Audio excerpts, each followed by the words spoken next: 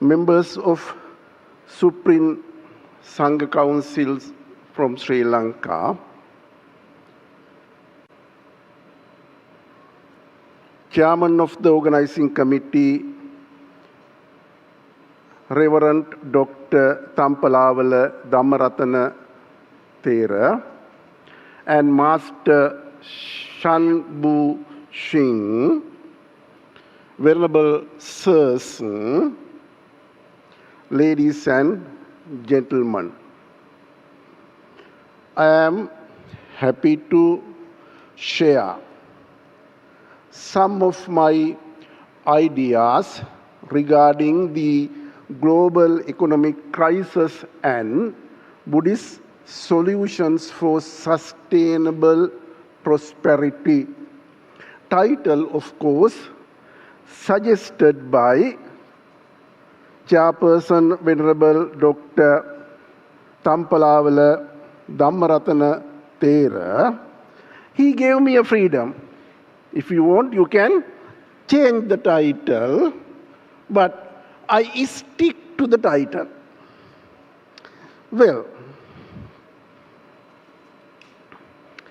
this is the structure of my presentation.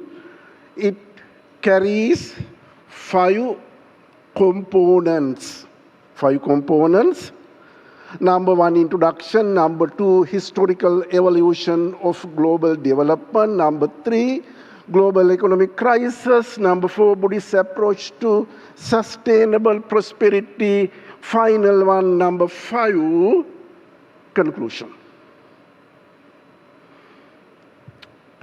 Well, global economic crisis, you may think that confined to modern times. It is not true when you look at the first century Christian era. There was a financial crisis.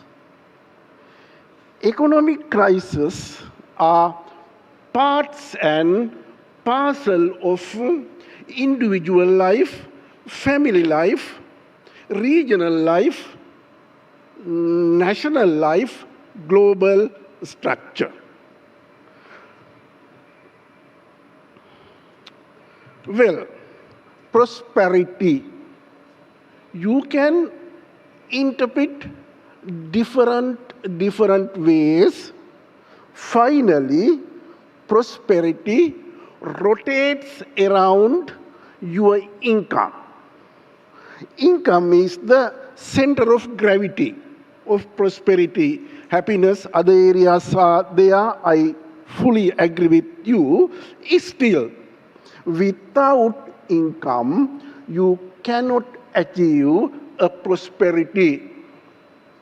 How do you gather income? Out of your production, you will get your income.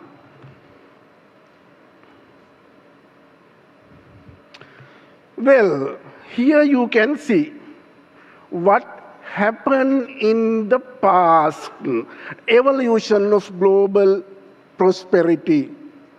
Or here, per capita income.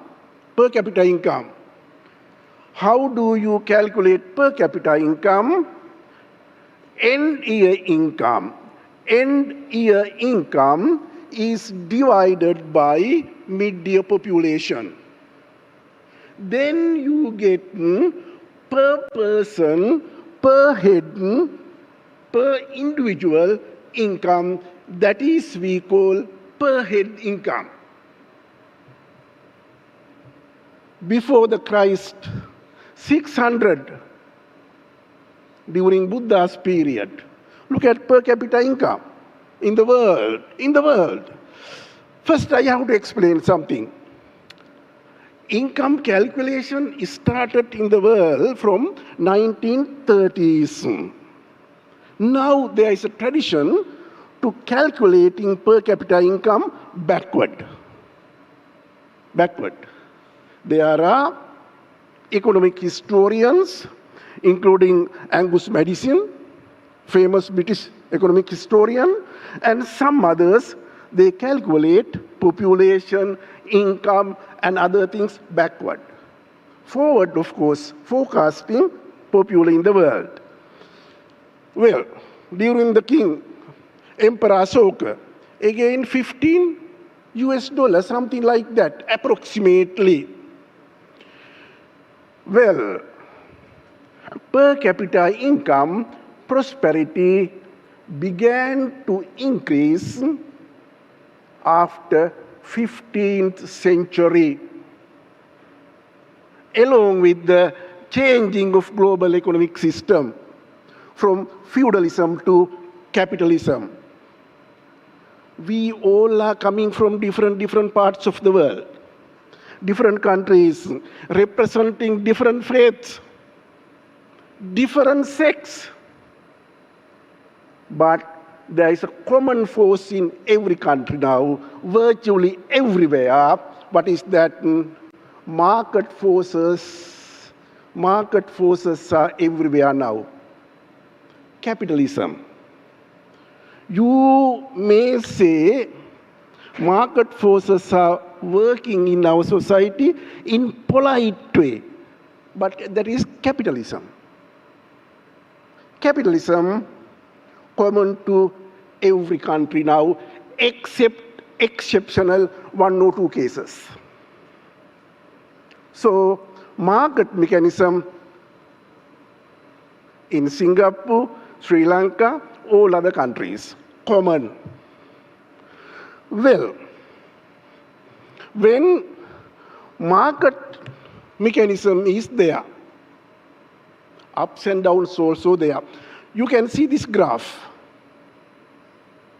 Global income increased after the market mechanism, capitalism came into operation. Before that, you can see the flat, moving very slowly as a result of capitalism.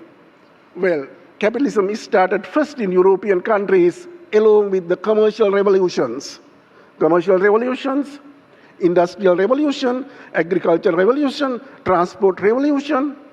Before that, there was the Silk Road. We know that.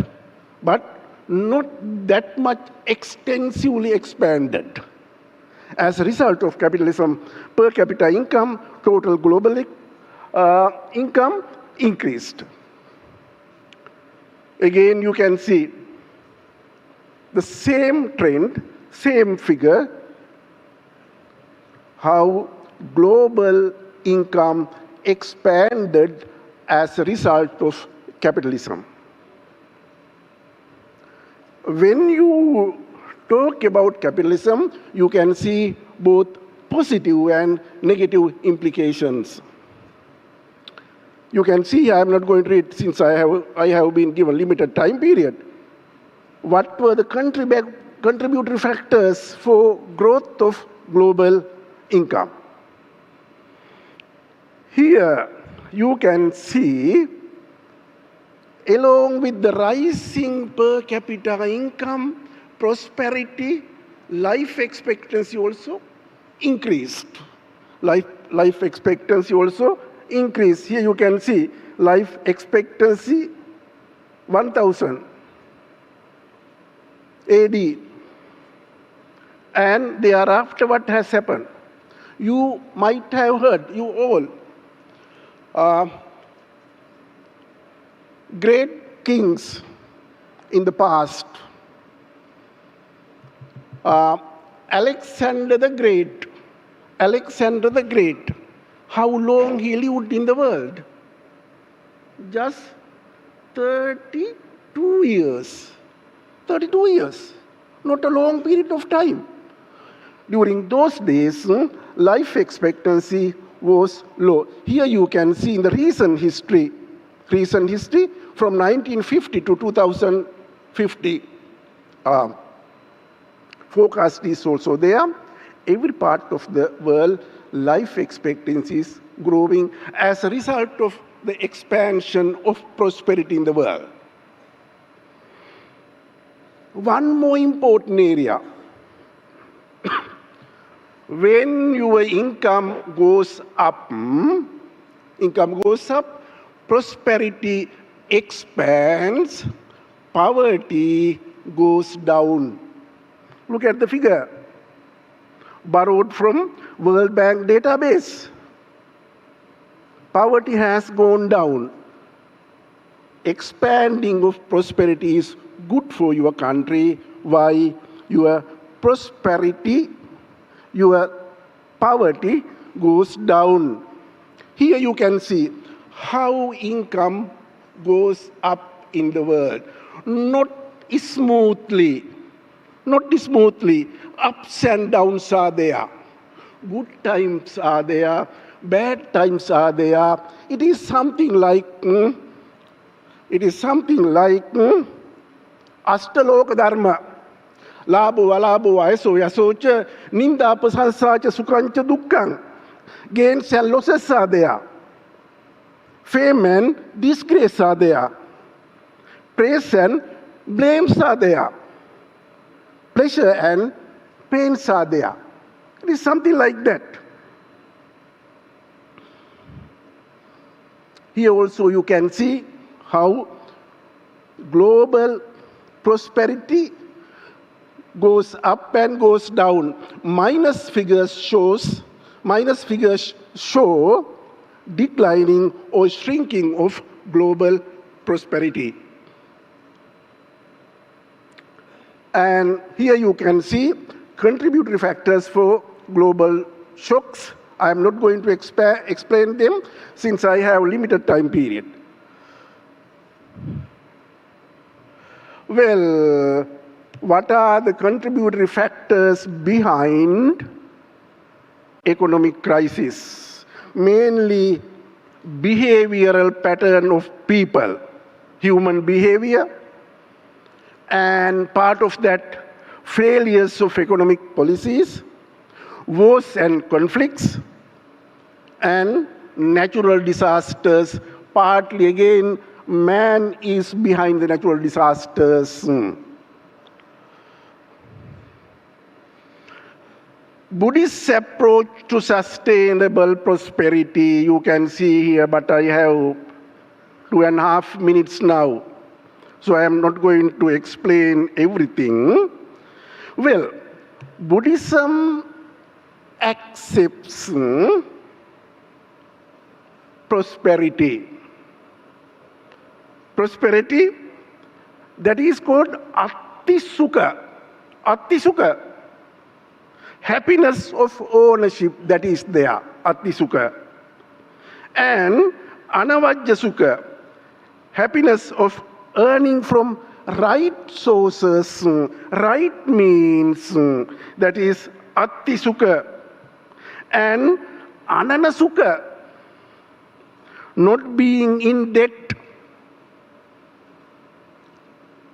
There is a special sutta in Buddhism, Anana Sutta, Anana Sutta. What does it mean? If you are free from indebtedness, happiness is there. Happiness is there. And also, Bhogasukha. Bhogasukha, what is that? Happiness of sharing, not accumulating. You can earn through right means, and indebtedness is rejected. Thereafter, you can share with others. Happiness is there. Happiness is there. So, environmental issues are there, conflicts are there, wars are there. Man is behind everything. If you can control your mind, if you can control your greediness, happiness is there. In Buddhism, in a nutshell, Majjhima Patipada. Majjhima Patipada, middle path. If you go through the middle path, you can control lot of crises in the world. I wish you all the best. Teruan Saranai, time is over. Sharply 15 minutes I used. Thank you.